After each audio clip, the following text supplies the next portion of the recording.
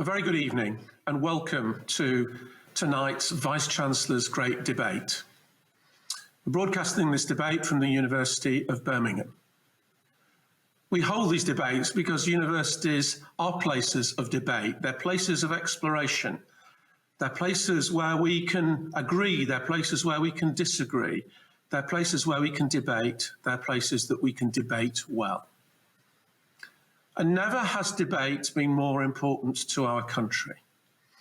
Never has it been more important that we learn how to disagree, but disagree well. How to come together despite our disagreements. How to be a mature democracy. Universities have a key part to play in that. Debates like tonight's have a key part to play in that. Because tonight's debate is about democracy. The theme of tonight's debate is, does the rise of individualism mean the end of democracy? We're joined tonight by an esteemed panel. We're joined by Dominic Grieve QC, barrister and former Attorney General. By Peter Jukes, founder and executive editor of Byline Times. By Melanie Phillips, journalist, broadcaster and public commentator. By Professor Lindsay Stonebridge, Professor of Humanities and Human Rights here at the University of Birmingham. And by Nick Timothy, the former Chief of Staff to Theresa May, a political advisor and a columnist. And I'm delighted to welcome back Ritula Shah to moderate tonight's debate. Ritula is the main presenter of Radio 4's The World Tonight. And in fact, she started her BBC career here in Birmingham on their Midlands production training scheme. From there, she moved to the Today programme, which she produced and edited for 8 years, before joining the BBC World Service in 1999 as one of the presenters of The World Today. As well as presenting The World Tonight, she's a regular presenter of Any Questions and has kindly chaired each of the Vice-Chancellor's Great Debates here at the University of Birmingham. I'm looking forward to a profound, wide-ranging, thought-provoking debate this evening. I'm sure we will enjoy the exploration, we will enjoy the differences of opinion, we will enjoy the dialogue, and we will be challenged and we will learn. So welcome, and it's now my great pleasure to pass over to Ritula to chair this evening's Vice-Chancellor's Great Debate. Ritula. Thank you, David, and welcome everyone to the Vice-Chancellor's Great Debate. It's brilliant to be here on what we used to call the information superhighway. I'm going to wish away the idea of all of us staring into computer screens. Instead, I'm going to imagine that we're all gathered by the side of the road in a rather salubrious watering hole on the side of the information superhighway, and ready to exchange ideas and have a go at untangling what are some of the thorniest questions, I think, of the day. And it has to be said, tonight's motion for debate isn't for the faint-hearted. Does the rise of individualism mean the end of democracy? We've had an awful lot of democracy in terms of elections and referendums in the recent past, so maybe there's a bit of life left in it yet. Brexit certainly polarised us, while the pandemic has seen the public get behind government restrictions, get behind the idea of giving up civil liberties. Protest has also become much, much easier, whether it's to get out on the streets or to use social media to protest. We've seen in recent days, we've seen people come out against violence against women, the Black Lives Matter, anti-vaxxers have been on the streets, Extinction Rebellion has been protesting. Some of the causes that have brought people out, the numbers vary, but the fact is protest has become a much bigger part of our lives. So how important is this to the health of our democracy? Are these voices that should be heard? Let's begin briefly by hearing from each of our panellists in turn, and then of course we'll come to our audience questions. I'm going to ask each of our panellists, first of all, to be a little bit personal. And the question that I'm going to ask them is Is there an event or personal experience which has influenced your opinion of the relationship between the individual and democracy? Dominic Grieve, if I can begin with you. Yes, there was. But when I was first elected in 1997, I heard for the first time the prayer at the start of the day's session of Parliament, where as an MP, we were enjoined that we might never lead the nation wrongly through love of power, desire to please, or unworthy ideals, but laying aside all private interests and prejudices, seek to improve the condition of all mankind. And I have to say, in the years that's followed, that for me has defined what I think my role was as a member of Parliament in a representative democracy, but also, I think, the relationship with the many individuals who voted for me for a multiplicity of reasons, and indeed those who I represented who didn't, and who ultimately shut me out. And although I see challenges from individualism, I have to say that over the period since, I actually think as long as you have a working representative democracy, then in those circumstances, the fact that individuals will have a wide variety of views and will wish to express them is not inimical to its operation, as long as the principles underlying it are respected. Very interesting, the power of prayer. Melanie Phillips, for you, is there an experience which has influenced your opinion of the relationship between the individual and democracy? Not one experience, but a process. I very much relate what I perceive to be a crisis in representative democracy with great changes in the culture, which I watched over decades as a reporter, mainly, I should say, at The Guardian in my most formative years.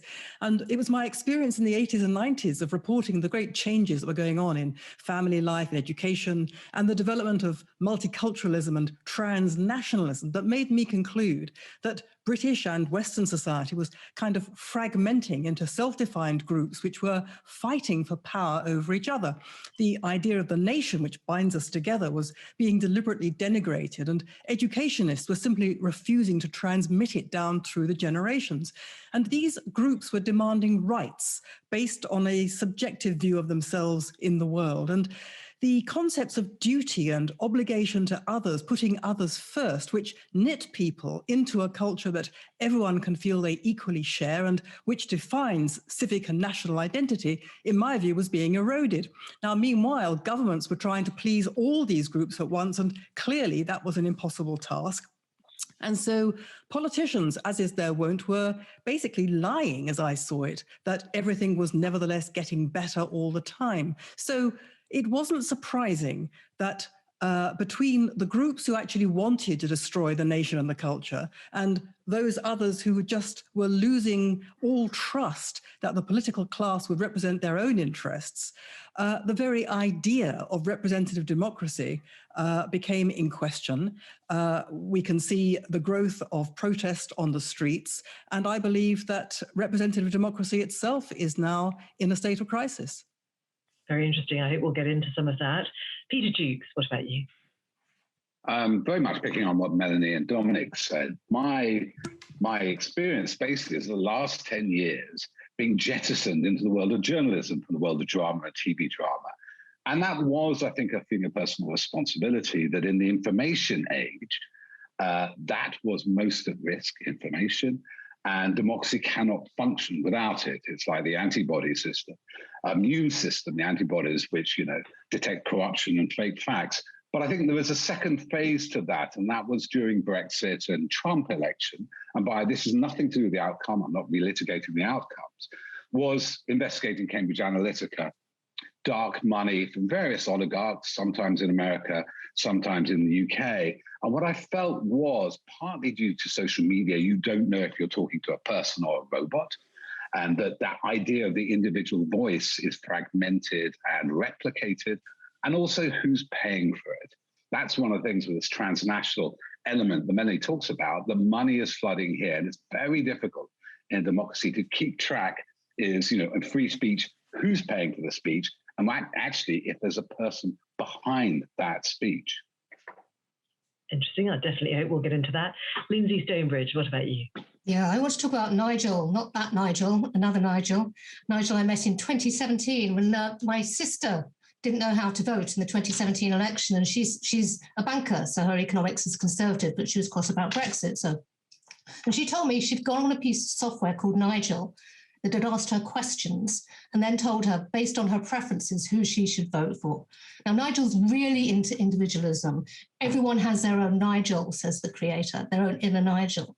So if Nigel thinks you're racist, he'll push you to be more racist. If Nigel thinks you're woke, he'll push you to be more woke. Nigel really bothers me for two reasons. One is the idea, and this echoes Melanie's point, that democracy is about having your personal expression represented. Democracy is not just about individual preferences. It's about the right to participate in a democracy, where politics is always argument and debate, working stuff out. It's about differences. Your opinions might change. You might change. So I think democracy has to be messy and participative, or it is nothing. It's what Hannah Arendt called the promise of politics.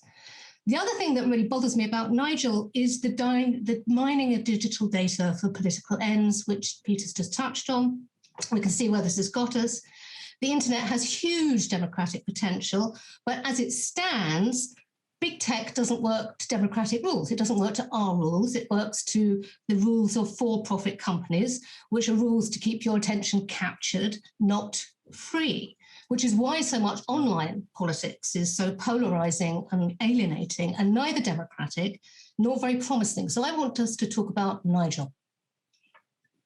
Nigel, who imagined? Nick Timothy, you're not Nigel, you're Nick. Well, I think Nigel sounds like a terrifying microcosm of the challenges of the internet.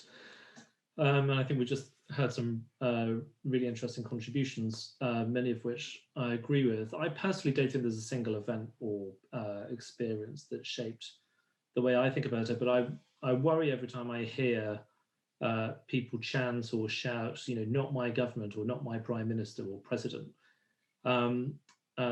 This is all really complex stuff, and we maybe can explore some of the concepts that we're actually debating.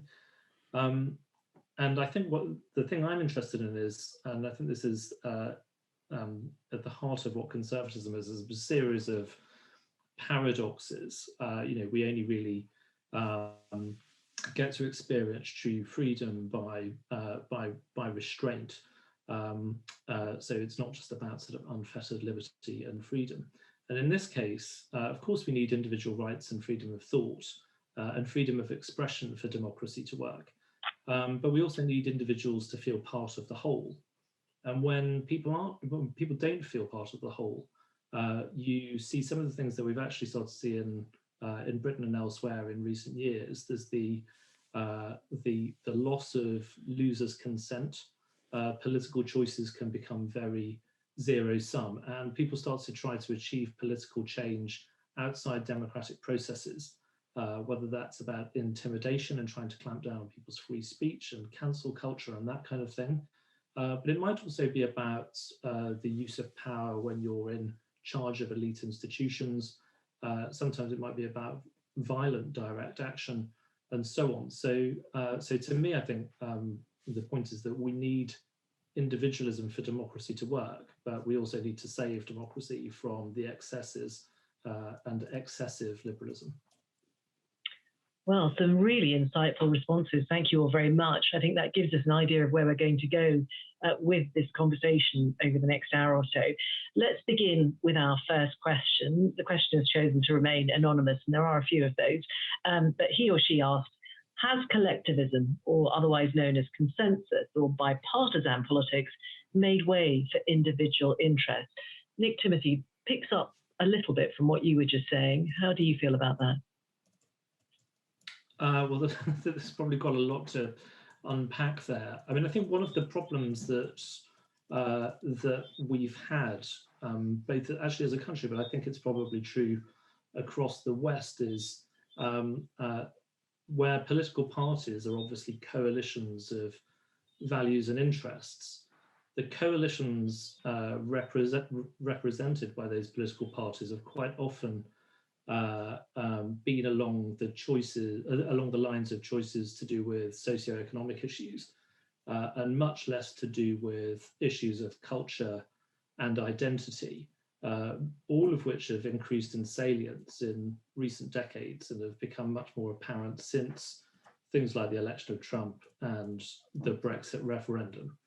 And I think one of the reasons why politics felt like it was in crisis in the period following the Brexit referendum was that we had this vote which revealed a different dividing line, which was about culture and identity, and that dividing line cut straight through the coalitions of the political parties in Parliament, and how the political system reconciles the fact that actually we need to make choices in our politics that are both socioeconomic and relating to our identity will be highly relevant in the years to come.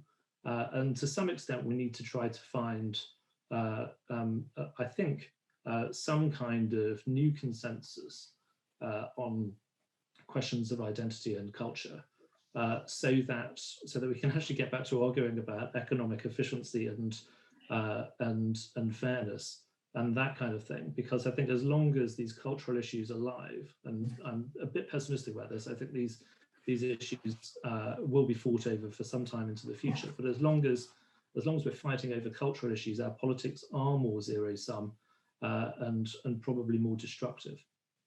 Melanie Phillips, do you think we should give up talking about cultural issues, or are they at the heart of what you see as being the problem with democracy, the problem with the sort of bipartisan politics that we're all familiar with? I don't think we can possibly give up talking about cultural issues, and nor should we. What worries me is that it's very difficult to have a discussion about cultural issues because so much of it is just drowned out and stifled. I mean, cancel culture has become a bit of a cliche, but nevertheless, it is an extremely alarming development. And it basically consists of people who I would say take a broadly conservative with a small c position in trying to defend the sort of core values of Britain's and the West's historic culture being shouted down and booted off platforms. So it's actually quite difficult to have a conversation. But what worries me is that there's been such a determined attempt over many years now to rubbish Britain's historic culture and the West, to say that, you know, Britain and the West were born in sin, born in colonialism, born in racism, born in slavery and all the rest of it. And that it is simply illegitimate. And I went, you know, I sat through lots of debates and read lots of stuff over the years in the 80s and 90s, as I said, from educationists saying it was actually just wrong to transmit the culture because it was so exclusive and so colonialist and so racist. And you had to teach children who weren't born in Britain, particularly black children, about where they came from.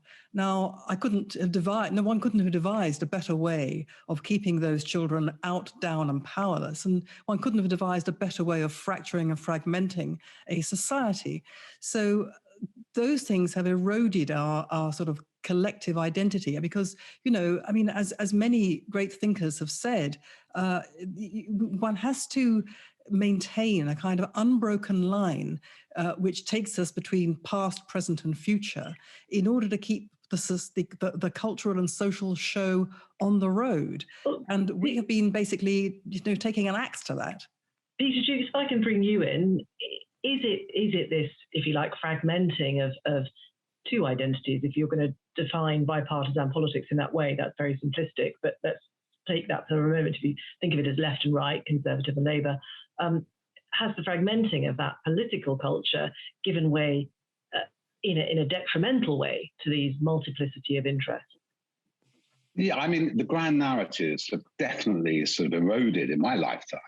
Obviously, the Anglican Church. Went to church school in England. Now all the church is virtually empty. The great promise of kind of socialism, if you like, the grand narrative of progress.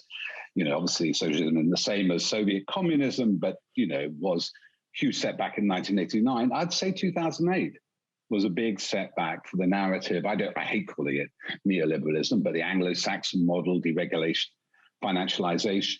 So I think we are suffering the blows of that. And that is naturally, as it did in the 19th century, reconstitute political parties. But I must pick up what Melanie says, because actually these historians who, by the way, the government and Tory MPs have tried to cancel, and we've covered them on Byline Times, or BBC shows for being cancelled. I see cancelled country as not a product of particularly the left. And my version of British history, my grandfather was an Armenian refugee. My mother was adopted by an English solicitor. His brother died over Jerusalem fighting for Allenby and the march, Allenby's march on Jerusalem. And he looked after a Jewish refugee in the war. That's my Englishness. That is the real history. And I don't think you need to only say nice things or bad things. You have to tell the truth. You have to talk about the Amritsar massacre. You have to talk about the Bengal famine. You could also talk about parliamentary democracy in India. You can talk about the good things. But it should always be based on people's real lived experiences. And the way to incorporate them in this British, if you like, cultural, I think Englishness is ignored and needs to be built up, is incorporating all those different kinds of Englishness, English traditions, which are not ethnic and not particularly centrally composed. They're composed of many things, and they have to be from a variety of groups and individuals. Melanie, it's that particular point that Peter Jukes makes, that actually it is about revisiting ideas and looking at them from a modern perspective, not necessarily about cancelling them. Yes. I mean, ideas move, cultures and ideas and attitudes change. That is progress. That is good, and that is how it should be. But there's a great difference between building incrementally on foundations that remain secure, and then adapting and changing and so on, and ripping them up. If you are teaching children that their country was born in sin, so you teach them actually a falsehood, that kind of Britain invented slavery and colonialism, and that all its wealth and all its greatness came from that. I mean, first of all, it's barking mad, because it means that sort of history started, about 200 years ago or 300 years ago, which is completely ridiculous. And it's also entirely distorted. And, certainly you teach the bad as well as the good, but you have to teach, that every country in the world, going back into antiquity, every people in the world, not every people, but a whole variety of peoples of different colors and ethnicities have practiced slavery, forced conquest, have been tyrannical, and continue to this day. So what I'm talking about is a lack of balance. Lindsay Stonebridge, is that what we're doing? Are we teaching children in the sense that their nation was born in sin, that their country was born in sin? We're emphasising the negative over the positive in our rush to move towards individualism and to put forward individual versions of history and life. I've got two children doing GCSE and A-level, and I really like their history syllabus, actually. I think it's pretty broad and pretty fair. But I just want to come in on, because there are different competing versions of history going on here. And one thing I think it's worth bearing in mind is this is what happens when you have an academic. When we talk about not having a shared sense, I go back to Kant saying we have to have a common sense version of what it is that grounds us together. And that will always change. But if you haven't got that, it makes democracy really difficult. So, it's fine. I mean, politicians have always lied, but you need to know that there's somewhere else where we know they're lying and there's some other ground. On the point of history, I think what's happened is I think it's a great democratic success story, actually. Education has been widened in this country since the 50s and 60s. We have more historians. And we have more historians. They come from different backgrounds. We have more women historians. Up until recently, we had more students doing history, which is fabulous. So we're having that conversation. We're actually educating people to have that conversation. The other thing, which is, Manny, might come back to your point about why people are so fixated about colonialism, which was the last 200 years, and not going back, I think that's a good point. But the other reason that we are a bit fixed, some historians are, is there's been a massive opening up of the archives. I mean, we can get into, this is a historian point, we can get into archives we couldn't get into. They're digitalized, they've been liberated, a lot of them are online, freedom of information stuff. I mean, Kew, which used to be like Fort Knox, is easier to get into. So there is a kind of, I think is very British because it's empirical. It's kind of like, well, let's go look at that. Let's go look at that. And then the storytelling begins, because each generation of historians tells a story in a different way, according to where they are and according to where they are. But you can't actually change and this is why I want to get back to the empirical, the facts. There were trains built, there were massacres, there was education, there was this. You go on to the interpretation. I think, in some ways, it's a sign of success that we're having these arguments. The polarization is a different thing. But the idea that we rewrite our migrant story. A lot of us are migrants on this call. A lot of us are coming back is a sign of strength. Dominic Grieve, if I can bring you in, feel free to comment on what we've just heard, but also on more literally on the question, bipartisan politics. I mean, you very clearly took a side in the most polarizing debate of recent times, Brexit. Are you part of this move towards individual interests? Were you representing a faction? Were you representing yourself? No, I don't think so at all. I think that what we're missing here is that the polarization of opinions, which is being experienced in Western democracies, is the result, I think, of a massive loss of self-confidence about our future. And that is not actually irrational if one looks at the current state of our planet. And that seems to me to be what is the primary cause of these massive debates about identity, about our history, about whether we have sinned, which, I mean, I agree with Melanie about this, but I can understand where there is this sense of revisiting the past to try to interpret the present. And it's all, I think, part of, as I say, this huge loss of self-confidence, which is particularly marked in Western democracies. It's also got a worldwide phenomenon. But Western democracies, which on the whole have been relatively very successful, find themselves challenged by the rise of economic powers which are not democratic, and hugely challenged by the overall environment and their understanding of the world they're living in. And that is what's precipitating, in my opinion, most of the political debates we're having. Now, I accept that, just I think as Nick rightly highlighted, Brexit showed a completely new fissure in the body politic in the United Kingdom, which hadn't been present previously in that form, although it was probably latent. And therefore, there was a political reorganization around it. But that wasn't, I think, about the rise of individualism as such. It was the fact that these uncertainties were producing people who previously agreed on things which held them together, were being split apart by new issues, which were driving them into different camps. And I don't think those of my colleagues on the Conservative benches who took a different view from myself were becoming individualistic suddenly in terms of some narrow view. They had a difference of view with me. So I think that we may be attributing to individualism something which it isn't entirely responsible for.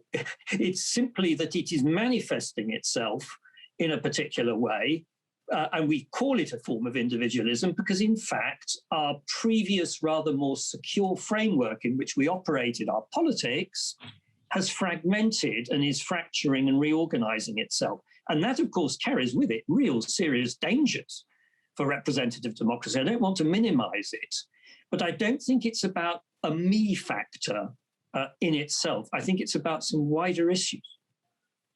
Very interesting. We've spent a long time talking about this, and I think we'll probably come back to it. I'm going to change topic slightly.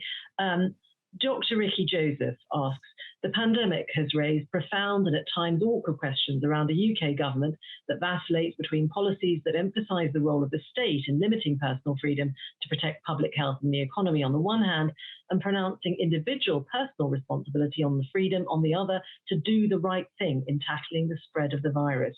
How are these conflicting positions compatible with public health concerns to save lives and in keeping people safe? Peter Jukes, we have asked quite profound things of the public. The government has asked quite profound things of the public. We, the public, have given up freedoms, have tried to do what we're told to do. And at the same time, there has also been an awful lot of talk about personal responsibility. Is there a conflict here? And do people understand perhaps what they've sacrificed? I think it's been an amazing moment. I mean, for two reasons. One is that I noticed, I'm sure other people noticed, certainly our office locked down before we had to. That's because we, obviously, journalists look at the evidence, particularly coming from Italy, that the virus is heavily transmissive. transmissible and was replicating very fast, particularly in Southwark, where I live. I have been frankly amazed by the conduct of people. On Byline Times, we've explored various lockdown skeptics and what they're saying and misrepresentations of the facts. But my general appreciation of the British people as they internalize these rules to prevent, when they understood them or understood how the virus was transmitting, mainly by aerosol, by the way, to protect their loved ones, and a massive show of support for the NHS, which could have collapsed with a massive spike in the per capita death rate, because Italy, the death rate went up to 7.2% when hospitals collapsed. But the government has been very unclear, has quite frankly towed a kind of libertarian line. There's a famous speech Boris Johnson made in early February where he said one country will be like Superman and not get market segmentation. He was clearly thinking there was another way around state control or state intervention, or should we put it, not just governance intervention. There's been successes and failures, but I think that I think this is the first time, by the way. Obviously, we didn't experience SARS and MERS, but certainly this didn't happen in Spanish flu, where lives were put ahead of economy. Now, this is a consequence of us probably being, life, your income is no longer as it was in the 30s or 1918, life and death to you. We are talking about severe income shortages, but not starvation. So I think our concentration on health, our concentration on well-being, and the sense that actually we could organize the economy to suit whatever our high agenda is very salutary. I mean, it gives me high hopes for what could be done about climate change. But leaving criticisms of the current government aside, I think it shows the British people and people across the world as highly responsible, and when informed and given good guidance, willing to make social sacrifices. Dominic Reeves, you've been in government. Were you surprised by this particular government being able to put in place the steps that it did? And did you have sympathy with the idea that perhaps it was torn between asking people to lock down, but also saying, hey, but you've got to look out for yourselves too? How difficult is that? And should there be perhaps more criticism of the way in which people gave up their freedoms without perhaps realizing what they'd done? Perhaps should that conversation have been clearer? Starting with the last bit, it is extraordinary. We've done exactly the same as what we really did in the Second World War, which is to cheerfully hand away our freedoms with a complacent parliament really largely giving up on its role initially and handing all power to the executive. But it's not the first time we've done it, and we have recovered from it. So I think we have to get a sense of perspective about that, because the Second World War undoubtedly saw exactly the same phenomenon occur. We have, in fact, a rather libertarian prime minister who I think may have been rather startled by the extent to which there was public conformity and a desire for large rules to lock them down, because it probably wasn't his own instinct. And as a consequence, he did a series of rather bizarre zigzags with hopeless over-optimism in the initial stages. But at the end of the day, I'm not going to be fiercely critical of the government's handling of this crisis, because most Western governments have had exactly the same experience in one way or another. But it's just affected them slightly differently.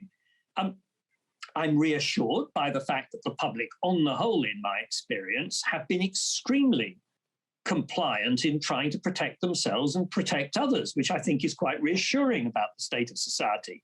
Equally, and this shouldn't come as a surprise because it existed at times like the Second World War, there are sections of society that will never follow rules. Whether it's the black market economy during the Second World War, or in this case, refusing to obey social distancing rules. So I think that it's shown UK society in its relatively conformist form. I regret that Parliament lost control of this process. I think it should have done much more to monitor and control it. And some of the real mistakes which have caused me to speak out, which I regard as egregious failures by government on civil liberties issues, really going completely over the top, could and should have been prevented by Parliament.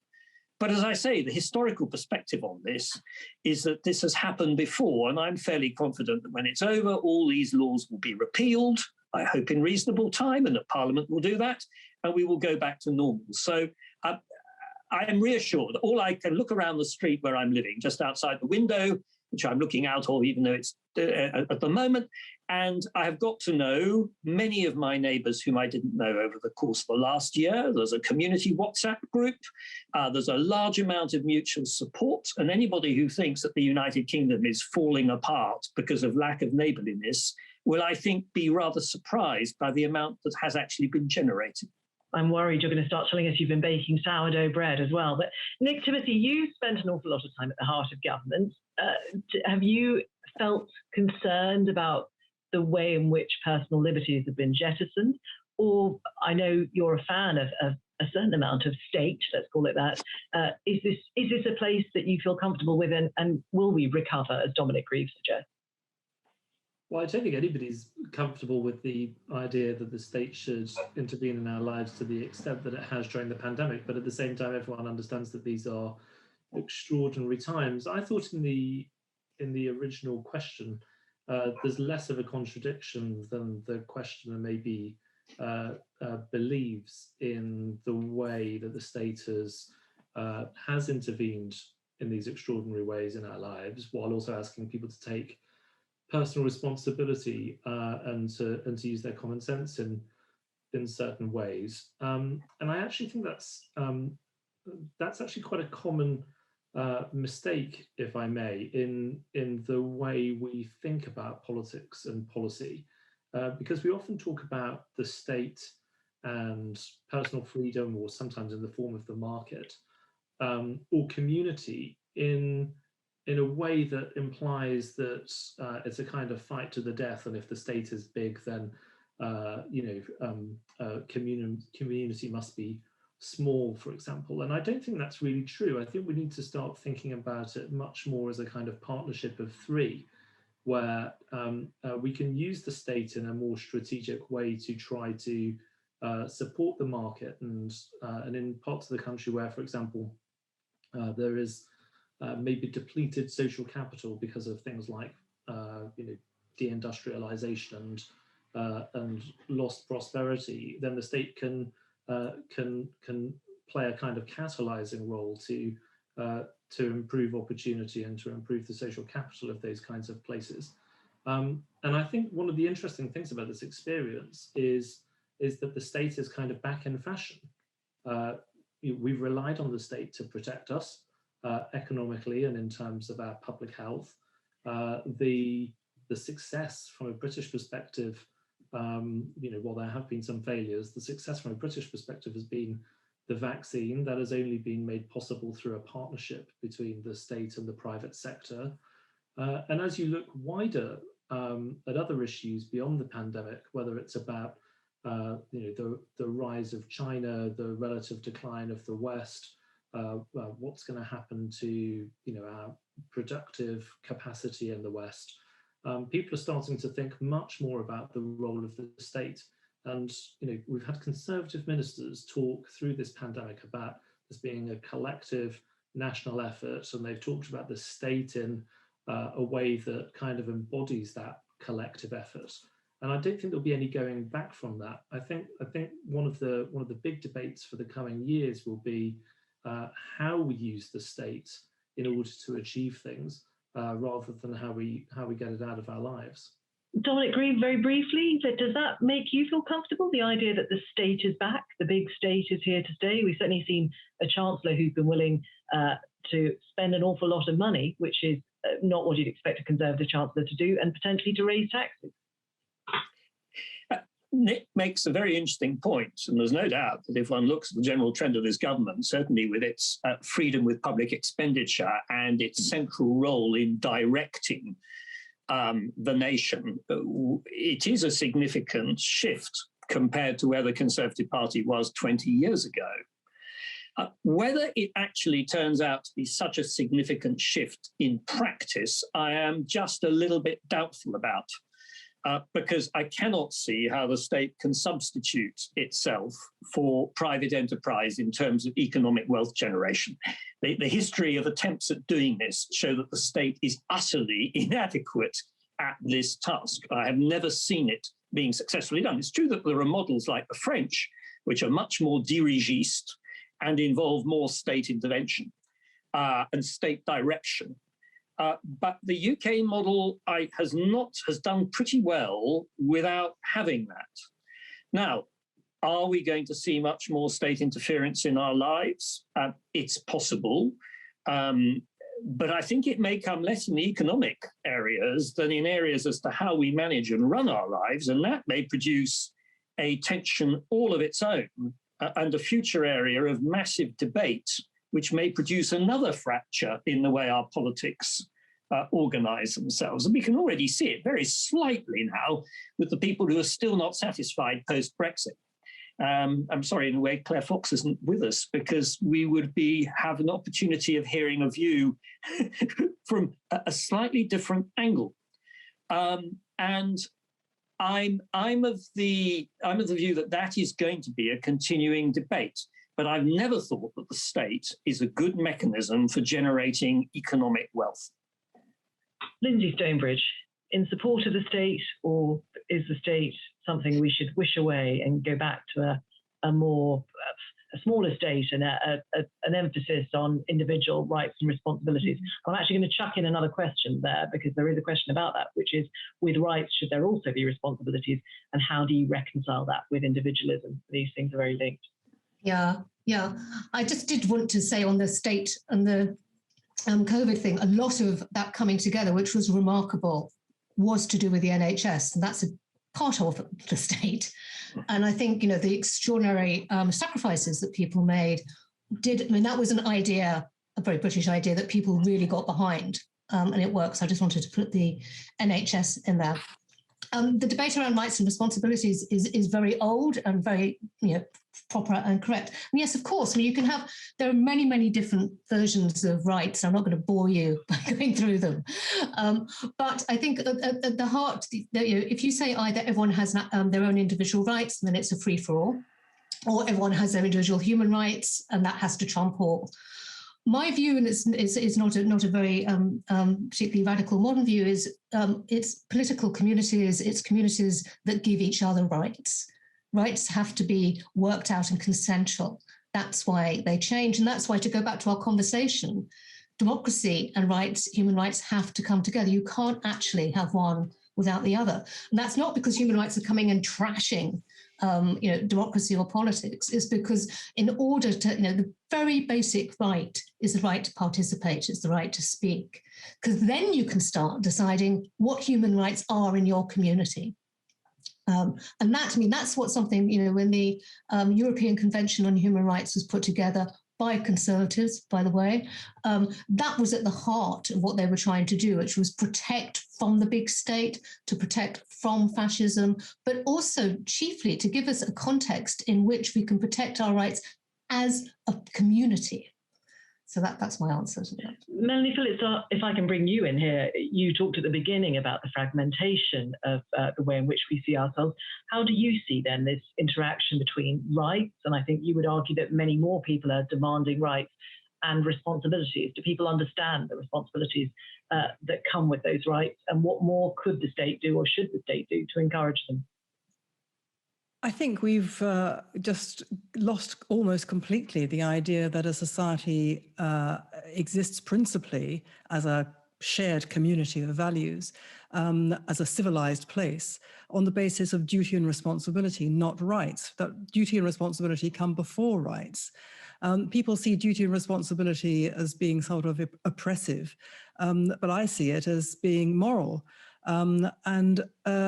Individual rights are always at the expense of other rights. Rights conflict. And I've always been very concerned about the human rights culture in Britain, because first of all, the idea that, Britain didn't have human rights before the human rights culture grew up is ludicrous. In my view, Britain is the home of real liberty based on the common law, a place where everything was basically permitted unless it was prohibited. In my view, the human rights culture that grew up after the Second World War has limited rights and limited freedoms, because it has set up very explicitly a system of international human rights law in which rights are balanced against other rights, and the power to decide who wins in any contest between these conflicting rights lies with judges who are unaccountable to the people. So I've always been very concerned about this, but I'm more concerned even about what it's done to the general culture, that we have taught ourselves over many years that the kind of sine qua non, as it were, of a civilized and free and progressive society is to demand stuff. It's not. It's to give stuff.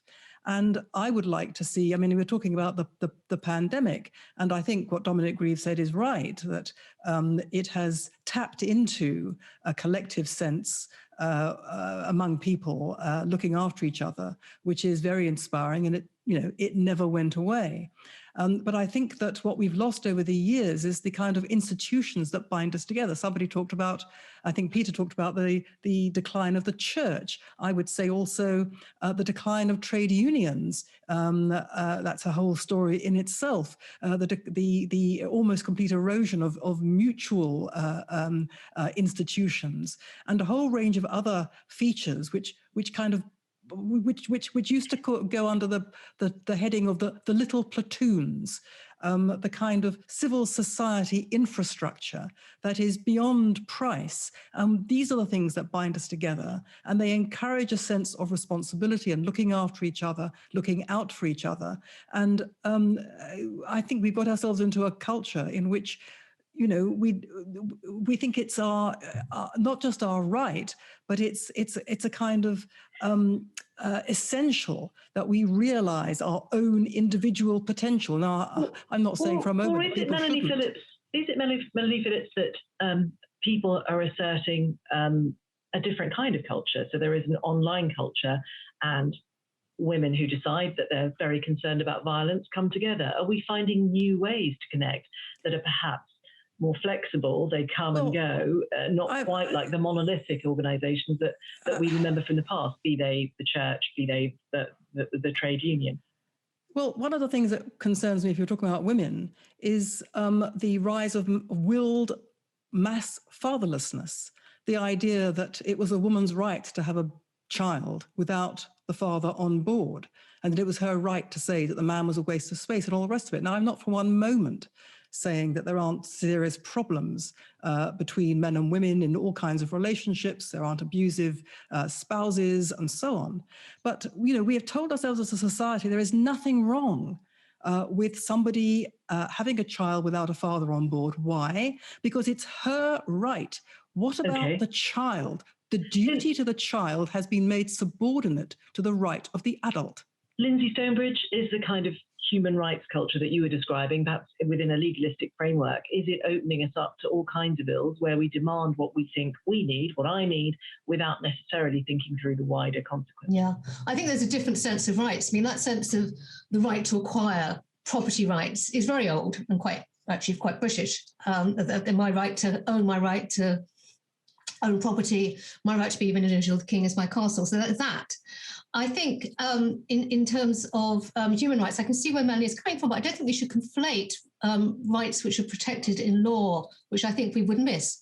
The right to free association, the right to political participation, the right not to be incarcerated, the right for free speech, which I think we'll talk about later. These things are fundamental to get democracy going. I can see where Melanie is coming from, this sort of collapse of I want into my right, but I don't. Actually, I think you have to really separate those things out. Otherwise, if you conflate them, you could be going into quite a dangerous place, which is, as I said before, I mean, the human rights framework, they're hard to protect democracies. And yes, it might be that in Britain, we're so wherever we are, we don't think we need rights anymore. We can do something else. But, let me tell you, if you talk to, the guys who got out of Syria, they want to talk to you about human rights and democracy. They're quite interested in having a kind of global legislation that would guarantee them certain rights. Same thing with the survivors of the Egypt revolution. So, yes, I take where Melanie is coming from, but I don't think we should conflate individualism, selfishness, other undesirable things with a rights framework, which is actually pretty careful, pretty old, has been pretty well worked through. and actually keeps a lot of things in place. I'd be interested to see what Dominic thinks about that as well. So I know he Dominic Green, has thoughts. What do you think? I disagree, firstly, with Melanie's slightly rose-tinted spectacles of what our liberties were like prior to the arrival of the European Convention on Human Rights and Human Rights Act. It's true that we enjoyed rights, liberties, which were historic, largely protected by convention, eroded by government in massive ways when they thought they wanted to, and where the weakest often had no redress. We may have had Magna Carta, which said you can't be exiled, but we still succeeded in the context of Diego Garcia in exiling a whole population of islanders to foreign countries, because that's what we did, by a decision of the Queen in Council. Something which would now be completely and utterly impossible in terms of an overseas territory that we controlled. I just flag it up as an example of something that a UK government, which believed in liberties, did to a group of people who were at that moment inconvenient in their location for them.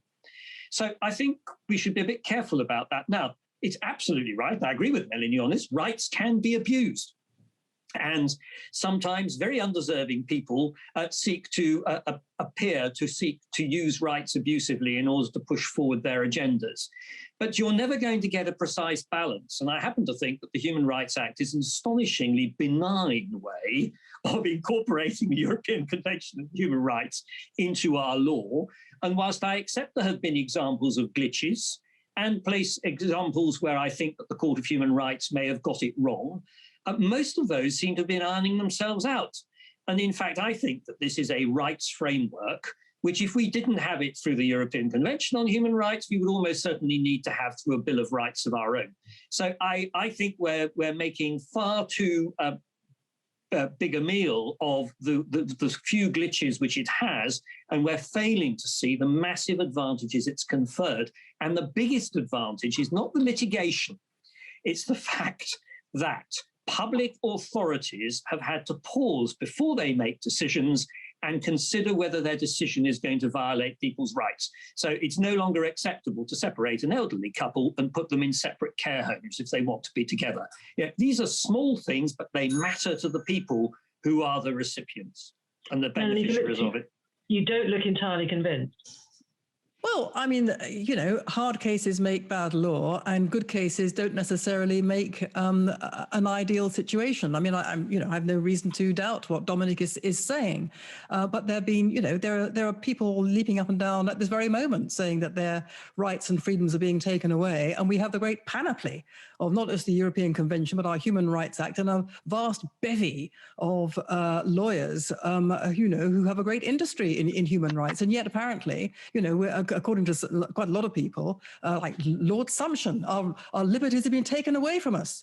According to some people in this COVID debate, we're living, and you know, I've been reading with astonishment, we're living in a fascist state. This is the Stasi. You know, Boris Johnson is using the pandemic to seize control of our liberties. Well, personally, I think that's complete nonsense. But nevertheless, this is being said at a time when, you know, we have this fantastic edifice, according to Dominic Grieve, of protection given by the European Convention and all its works. If somebody wants to challenge the way the COVID regulations are being applied under the Human Rights Act, they will be able to do so. And indeed, it's quite possible that such challenges are already in the pipeline. I rather suspect one or two of them are. The law tends to move rather more slowly than it should, but that's a separate issue. Yes, but you see, the point I was trying to make earlier was that, you know, rights conflict. I mean, take the whole terribly fraught area of gay rights and Christians. Now, whatever side you come down on, gay rights have been prioritized in a way that Christians feel has taken away their rights. And a number of gay people are concerned about this because they can see the dilemma. Now, the point I'm making is not to argue the point about gay rights and Christians. It's to say that our human rights structure, as conceived by legislating for rights, has set up a situation in which we have competing rights and who wins is decided by judges. Now, I don't think that expands freedom. It may expand freedom for some, but at the expense of others. But judges have always interpreted the law, which is set by Parliament. On gay rights against the rights of Christians to manifest their beliefs, the Northern Ireland cake case, if I could go, absolutely classically illustrated, and the Supreme Court ruled that requiring somebody to do something against their conscience, namely to decorate the cake in a particular way with a message which they could not subscribe to, they were entitled not to do it. So actually, the Human Rights Act protected the rights of Christians and struck the balance. Now, Parliament, the idea that Parliament has the time to strike that balance itself or could do it properly, I think is a bit fanciful, really. You have to leave it to judges to interpret the law, and they did exactly that and did it, in my view, correctly at the end of it. I'm going to draw this conversation to a close. It's fascinating because I want to get in at least one more question before we have to bring the whole conversation to an end. Dr. Kishore Shah, no relation, has asked, how much has President Donald Trump's period in office affected the view of democracy negatively? Peter Duke. Well, we're talking about two democracies here, aren't we? We're talking about American democracy, which I would say the guardrails held at the last moment. I mean, let's not forget the most powerful country still on the earth in terms of its nuclear capability, the largest economy. And in those last weeks, Donald Trump, the president, was actively undermining the vote, actively calling Republican vote tellers, governors, telling them to overturn the Democratic vote. And it looks like, it's not proven yet, certainly inciting, if not members of his staff and associates, instructing an insurrection in the Capitol building where Mike Pence, his vice president, was being targeted, where there were armed militias and people targeting elected representatives.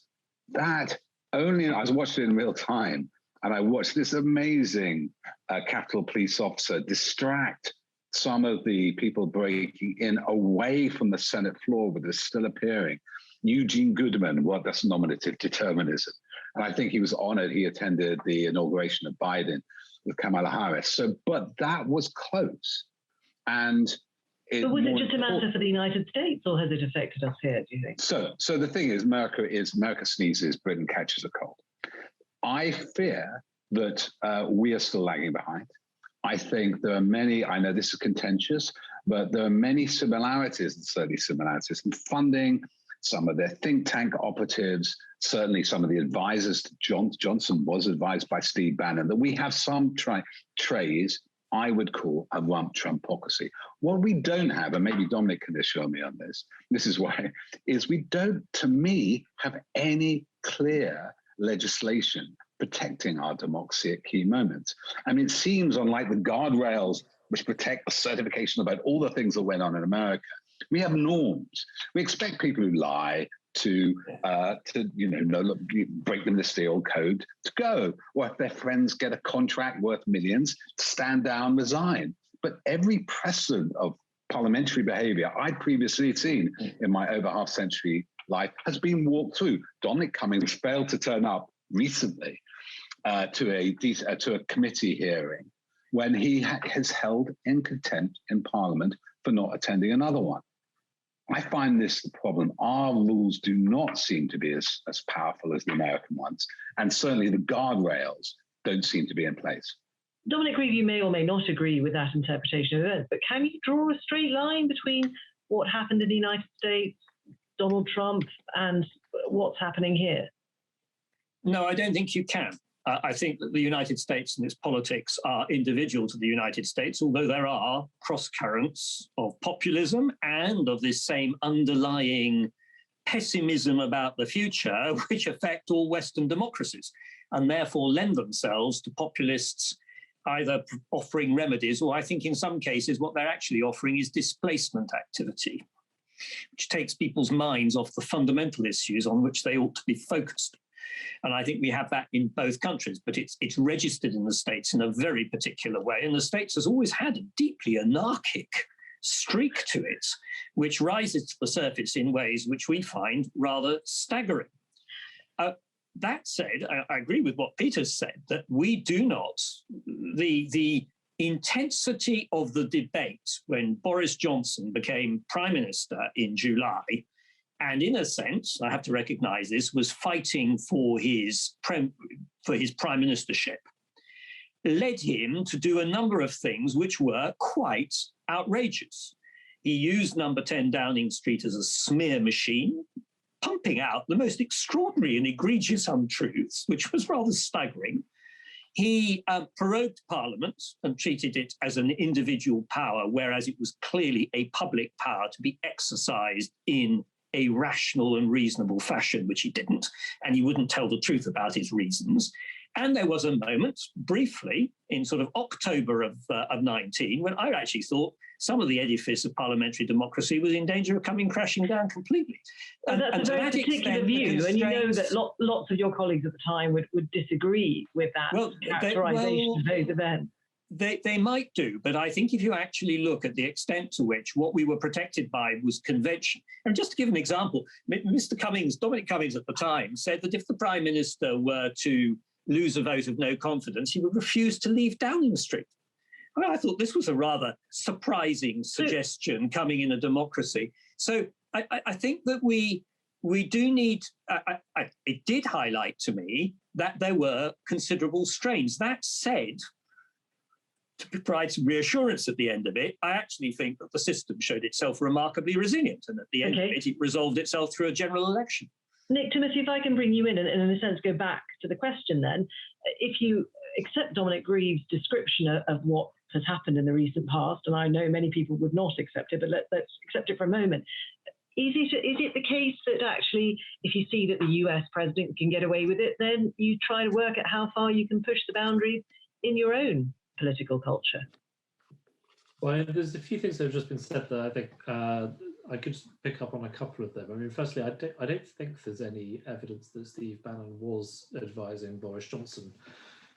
And Dominic obviously listed lots of ways in which convention and precedent can be abused by the executive. But of course, one could argue equally that the Speaker of the House of Commons at the time of the Brexit wars, John Bercow, did exactly the same. I mean, I think if we focus too much on Donald Trump, then we may miss the point. I mean, if you look at various countries across the world, non-Western countries, who do they look to for inspiration and innovation in policy and in economic terms now? Sometime not very long ago, we would have said, pretty unambiguously, they'd look to the West, they'd look to America, they'd look to Europe. And now I think they do so less frequently. They might look to China. They may even on issues of foreign policy and security and military method to Russia. You have countries like India and Turkey that are becoming less democratic and more autocratic. And we have to ask ourselves the reasons why, because I think they're connected to some of the things we've been discussing and some of the things that actually we haven't had the time to discuss.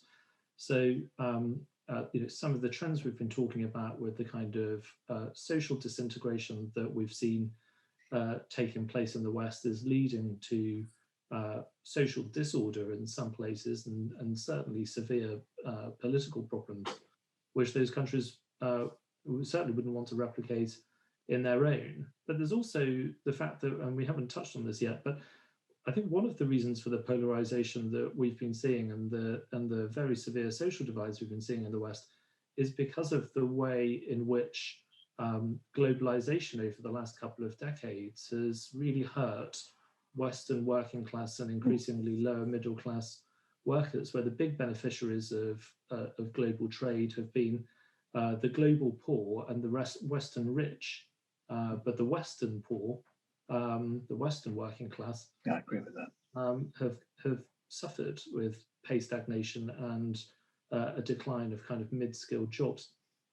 So I would say that if we look at Trump, yeah, I mean, of course, that was a horrifying experience.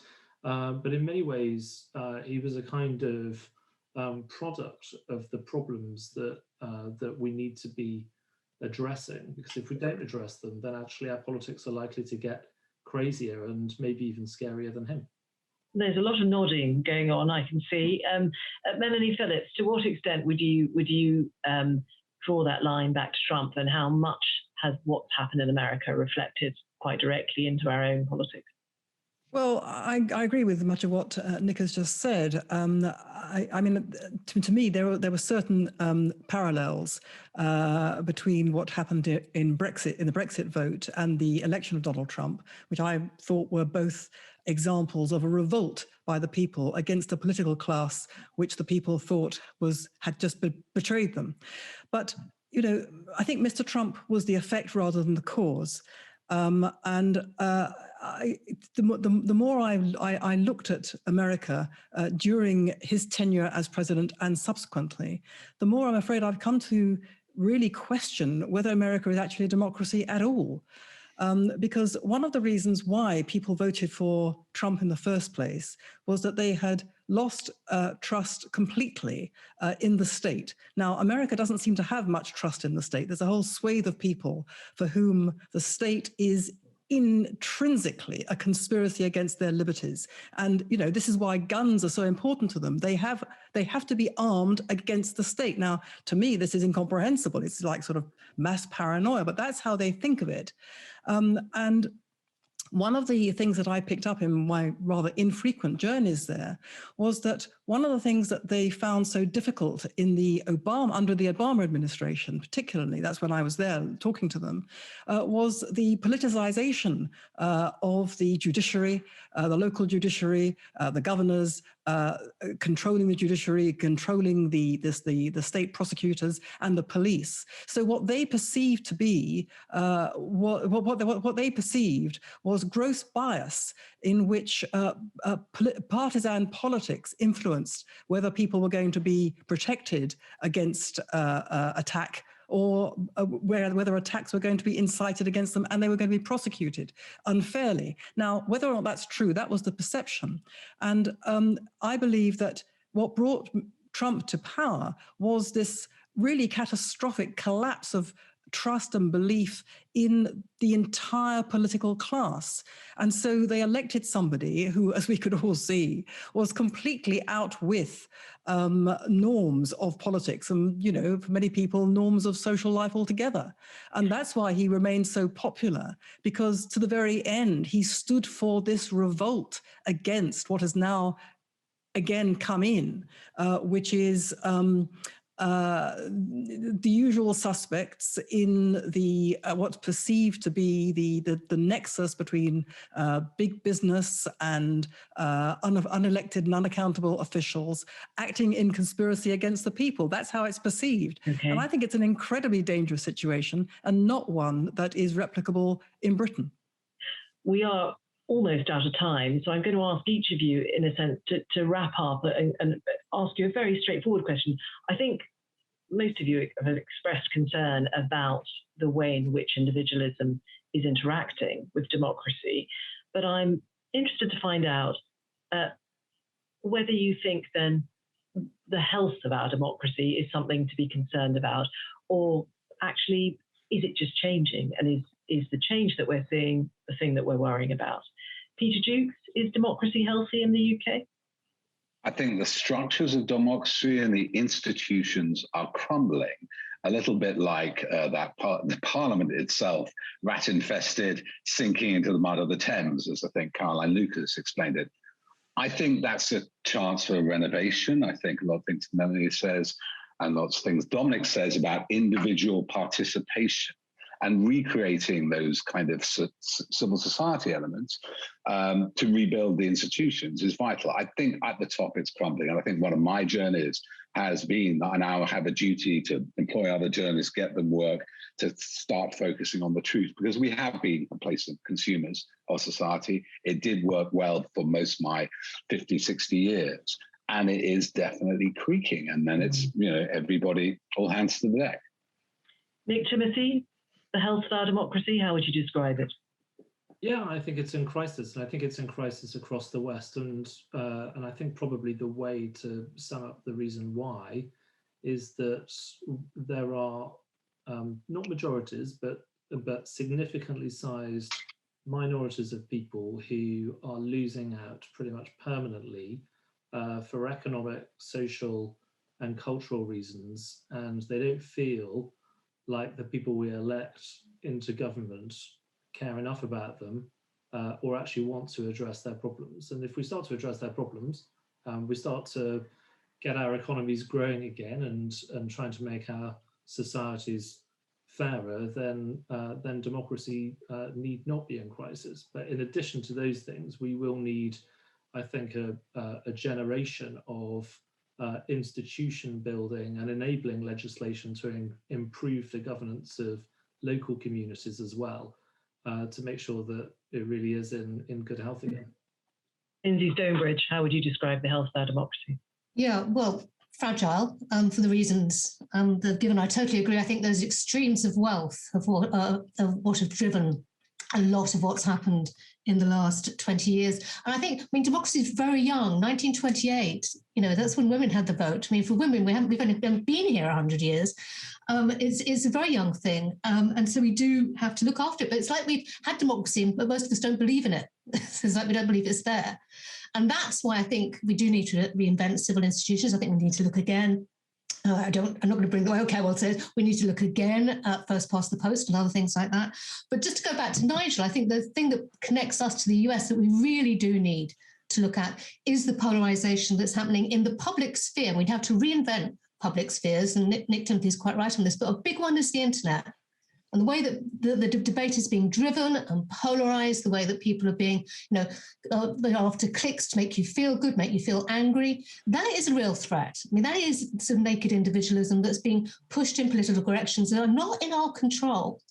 And that's why I think we really ought to pay attention next.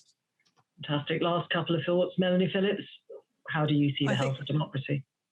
I think I wouldn't say it's in the intensive care ward. I think it's hovering around there at the moment, and it will remain in that sort of crisis until and unless the political class realizes and works out how to do this, that it has to reconnect with the vast, broad majority of middling people and reconnect with what they actually want, rather than try to impose upon them a set of ideologies, whether this is the kind of politically correct woke ideologies of identity politics, or whether it's free market economics, which treats people as mere commodities.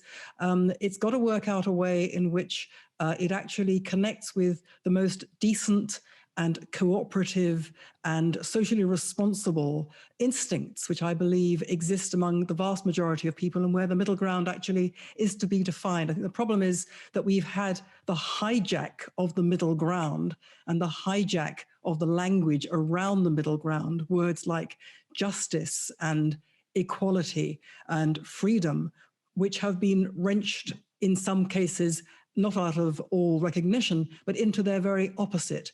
And I think people instinctively understand that and recoil against it and are looking for leadership, political leadership, which involves leaders, which I know this may sound amusing, but can actually be trusted to tell people the truth. How remarkable is that? That's the measure of the crisis that we face. Dominic Grieve, how would you describe the state of democracy? Pretty pessimistic so far. We should be worried. I think it is under very great pressure, and we take it for granted.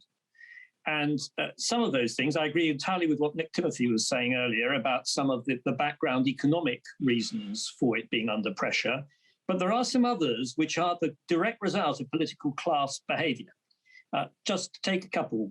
Historically, people have always been properly cynical that politicians make promises which they subsequently can't carry out because circumstances intervene to make it impossible. That's a healthy cynicism. But nowadays, the view is that politicians lie, and they lie saying that they promise things which they simply will not and have no intention of delivering at all. And that view is quite common amongst the electorate, that is in fact the people who are governing them. The second one, which is growing, and I pick it up with young people, is corruption. I was brought up in a country where I was always rather proud of the fact that at national government level, corruption was almost unheard of. There's a view nowadays that central government is corrupt. I think those are really, they are, I may say so, capable of being cured. But if I wanted to identify the two things that worry me the most in the short term about the survival of democratic legitimacy, those are the two things I would identify most. But there are wider issues as well which need to be looked at. That said, I also happen to think that there are some underlying resiliences, so I'm not about to give up hope. There are some very big ideas there, which we'll have to wait for another time because that's all we have time for today. Thank you very much to our panel, to Dominic Grieve, Melanie Phillips, Peter Jukes, Lindsay Stonebridge and Nick Timothy. It was a great Vice-Chancellor's debate. Thank you all very much for the questions and thank you very much to the panel. And Ritula, thank you very much to you for chairing it. It was indeed a profound and challenging and important debate. While I was listening, I was reminded of two books, actually, which were published at more or less the same time. One was A History of 20th Century Europe by Mark Bozoa called The Dark Continent. The argument of that book is don't presume on democracy. It's not as resilient, it's not the default that you think it is. There's another book published at more or less the same time by Richard Overy on the Second World War, which was called Why the Allies Won. And the central argument of that book is, in the end, a democracy has more capacity. A democracy can mobilize itself, its people, its resources, and ultimately its beliefs in a way that other systems of political organization can't. And when you're looking for why might we have hope in and faith in the future of democracy, the capacity of democracy, and I would argue ultimately that superior capacity of democracy is something we should hold on to. It was interesting that all of our panelists in different ways said we are at a moment of challenge, potentially it's a moment of crisis. And I hope that this debate, as well as posing the challenge, has also suggested some of the ways that we might take it forward. For my part, I think I'd make three brief concluding comments. One is, I think in taking it forward, Parliament has a key role to play. I think the debate around the individual in this country is a three-way debate. It's the individual, it's Parliament, and it's the executive. And we have to work that through. And I think Parliament has a key role in that. Because one of the things I think we need to be better at is compromise. Democracies are a compromise. Democratic processes involve compromise. And we've got to become better at compromising and not assume that there is an absolute right for particular views to prevail. The future has to be, in an important sense, a compromise. And the final point I would make, which is why this debate is so important and why all of you who are listening to this debate and reflecting on this debate have such a key role, is in a democracy, the future is made by all of us. So to all of our panelists, thank you for this evening's debate. Timely, challenging, profound, important. Thank you, Ritula, to you again for chairing it so expertly. And thank you to all of you who have been watching for joining this Vice-Chancellor's Great Debate. Good night.